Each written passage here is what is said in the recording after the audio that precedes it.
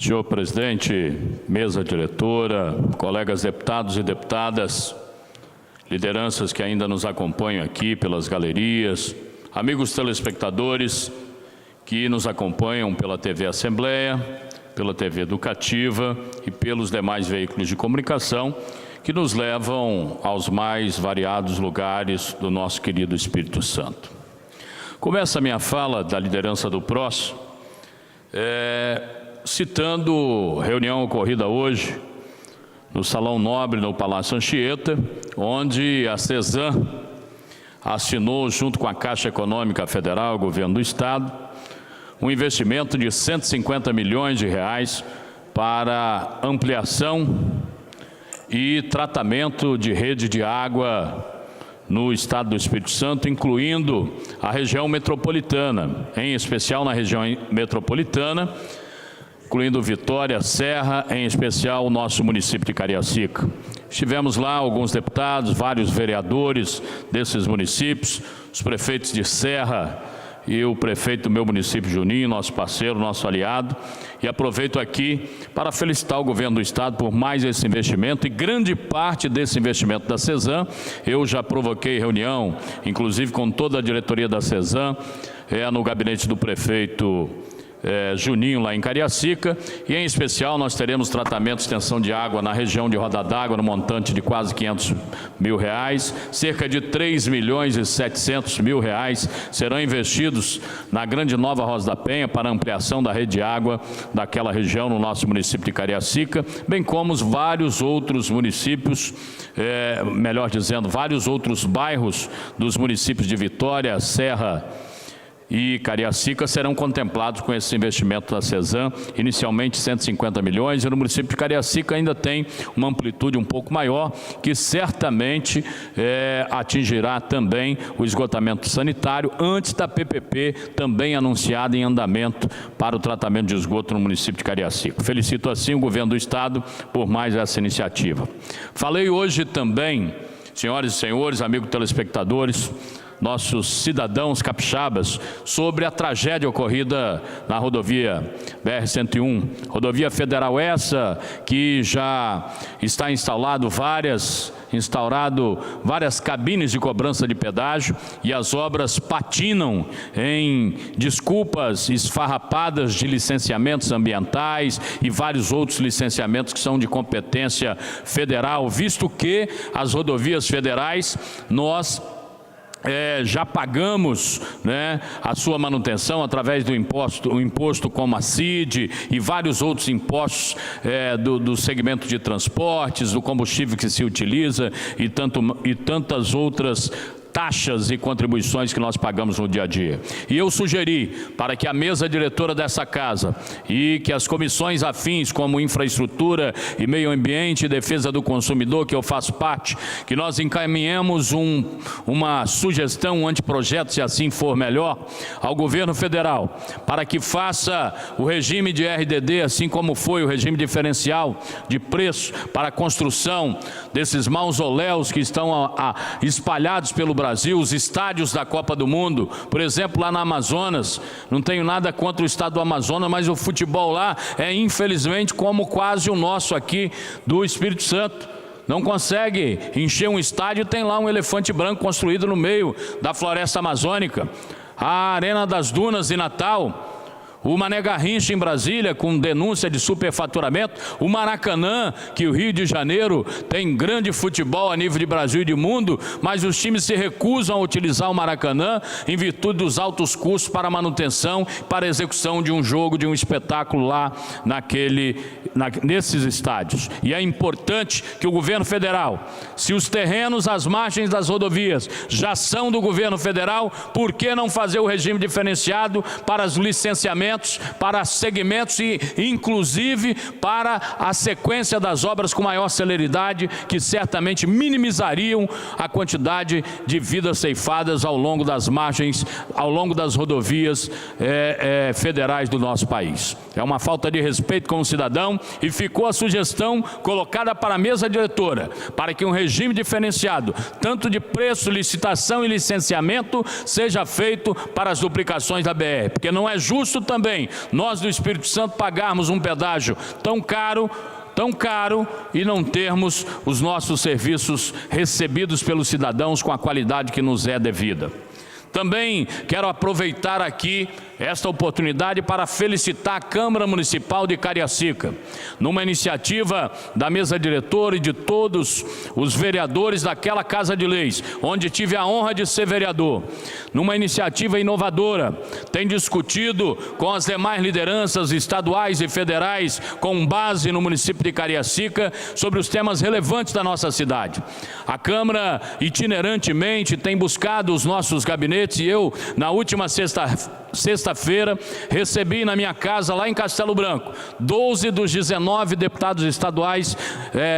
vereadores, melhor dizendo, 12 dos 19 vereadores de Cariacica, recebi para um café da manhã na minha casa, lá em Castelo Branco, na última sexta-feira, numa agenda super positiva, discutindo temas importantes para o município e discutindo o envio de recursos e infraestrutura por parte do governo do estado para o nosso município de Cariacica, o que certamente teremos uma reunião em breve agendada pelo governo do estado para receber os 19 vereadores de Cariacica com o prefeito e possivelmente com os deputados do município para tratarmos das logísticas, das infraestruturas a serem destinadas e os benefícios e os serviços a serem destinados aos munícipes, a você, meu amigo cidadão de Cariacica. Falo também de uma reunião que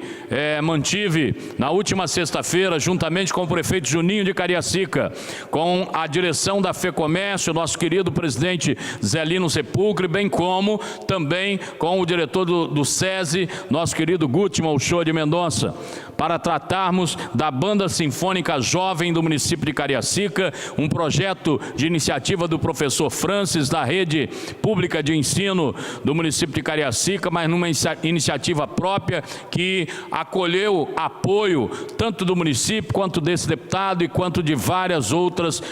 segmentos da sociedade que estão apoiando. Mais de 60 jovens compareceram, estão ensaiando, apresentaram um espetáculo belíssimo no último domingo, melhor dizendo, no último sábado, lá no município de Viana. Estiveram participando na Festa das Mães, lá em Castelo Branco, que eu fiz no mês de maio, um exemplo de cultura,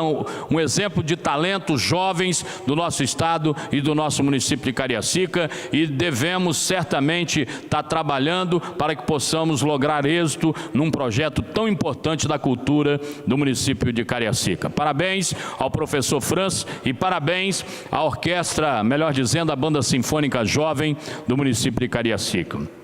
Mas, senhora presidente, deputada Eliane Dadalto, que ora preside essa sessão, como presidente estadual do PROS, não poderia deixar de falar sobre a situação de Itapemirim por mais uma vez. A eleição de Itapemirim se deu de uma forma muito tranquila. O nosso prefeito, que é prefeito do PROS, doutor Luciano, como eu disse numa fala anterior, está afastado por 90 dias em virtude de alguma ação que o Ministério Público e o Poder Judiciário do Estado entenderam que caberia um afastamento para melhor investigar, para melhor averiguar se existem fatos verídicos e reais em relação àquele mandato. O que eu entendo que legalmente não teria a necessidade legal e jurídica de afastá-lo já nesse mandato, numa eleição legítima em que se ganhou quase 3-1 a votação em Itapemirim. O prefeito foi reeleito na raça, na consciência da população de Itapemirim, graças aos grandes serviços prestados pelo prefeito doutor Luciano e a sua equipe lá para a população. Quase 3-1 foi a votação, a apuração lá naquele município. E o carinho do cidadão de Itapemirim para com o prefeito doutor Luciano é só andar com ele na cidade, é só caminhar os vários serviços, bons serviços prestados à sociedade, que todo cidadão capixaba conhecerão um pouco desse prefeito carismático, carinhoso e que detém o respeito da sociedade de Itapemirim. Já tornou-se praxe naquele município, graças aos feudos instalados politicamente, regionalmente e em especial no município, já se tenta fazer segundo turno em um município que não existe segundo turno, e daí tentam no tapetão o terceiro turno, quarto turno, não se conformam com a derrota. Mas o pior que acontece é que nos dois mandatos, o doutor Luciano escolheu no primeiro mandato uma mulher como sua vice, da família Peçanha. Ela se juntou em uns momentos de dificuldades, de apurações legítimas, que ele não foi afastado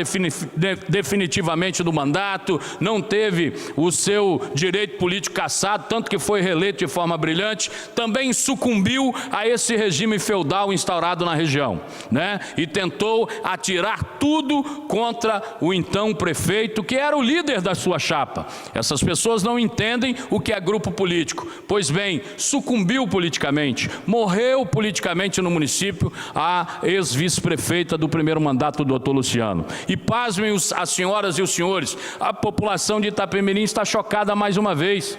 O doutor Luciano, numa campanha que estivemos lá, vários de nós, deputados estaduais e tantas outras lideranças do estado, percorrendo as atividades eleitorais daquele município, nós vislumbrávamos a vitória tranquila do doutor Luciano. Tinham vários nomes colocados para serem vice do doutor Luciano, e ele apostou em um jovem, doutor Tiago, mas também da família Peçanha, né? Mais uma vez, apostou em um membro da família, é uma família grande, e aqui eu não estou denegrindo a família não, aqui eu estou colocando uma questão política local, né? Que tem que se pensar e repensar como que se faz aliança num feudo, num colegiado de um município chamado Itapemirim, né? Porque as pessoas se juntam com o doutor Luciano, porque sabe que ele vai ganhar a eleição, se aparentam como membros do seu grupo político eleitoral, porque sabe que ele vai ganhar a eleição, e depois pelas costas, num movimento rasteiro, se juntam com os derrotados para tentar ganhar uma eleição sem ter voto, porque vice não é votado,